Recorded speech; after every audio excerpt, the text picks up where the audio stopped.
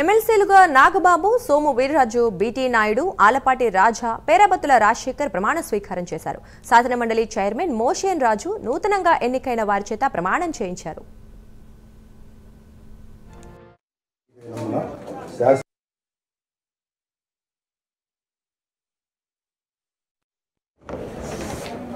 Shri Nagendra Rao Konidela